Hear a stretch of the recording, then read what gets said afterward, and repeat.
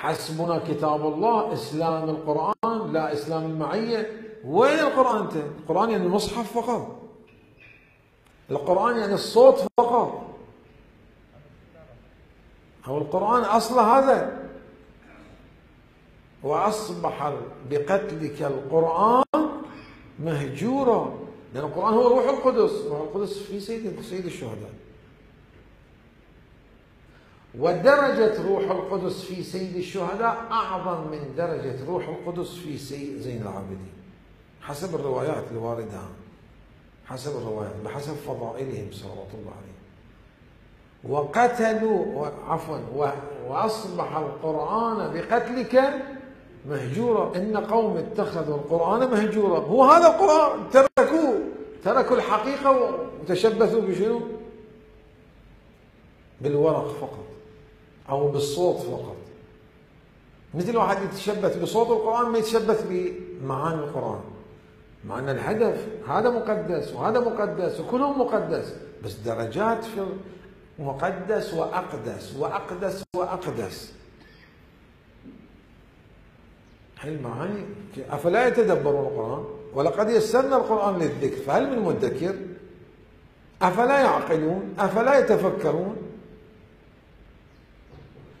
والفكر والمعاني لأجل التأثر بأشعة نور حقيقة القرآن، الارتباط بحقيقة القرآن. الذي يأنس بالقرآن شديدا شديدا تلقائيا يأنس بأهل البيت ويأنس بحقيقة القرآن روح القدس، يصير عنده ارتباط حتى بدون دجل. طبعا دي نكات مهمة. حسبنا كتاب الله. شنو حسبنا كتاب الله؟ وين كتاب الله أنت تحسبك؟ إسلام القرآن لا إسلام تراث الحديث. شنو الحكي؟ هو القرآن من المعلم له؟ هو حقيقة القرآن ومع القرآن عند من؟ عندك أو عند أهل البيت. لا أنك لست لك قابلية أن تكون متعلما عند أهل البيت، نعم، لا أنك معلم من دون أهل البيت. لما؟ لأن روح القدس مع القرآن هناك. وأصبح كتاب الله بقتلك مهجورا. طبعا يصير مهجور.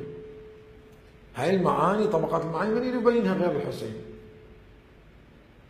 حقيقة القرآن وهو روح القدس عند من؟ عند من؟ هي حقيقة القرآن. هجر القرآن بهجر أهل البيت، هجر أهل البيت هجر للقرآن، شئت أم أبيت، لأنه لا يمسه، هو هذا لا يمسه أبدا. الروح القدس من يصل إليها؟ الدرجات العليا من يصل إليها؟ أنت نعرض عن الراسخين في العلم، عن الذين أوتوا العلم، عن المطهرين، تلقائيا هجرنا القرآن، مو تمسكنا بالقرآن. أقاموا حروفه كما يقول الباقر، وضيعوا وحرفوا حدوده.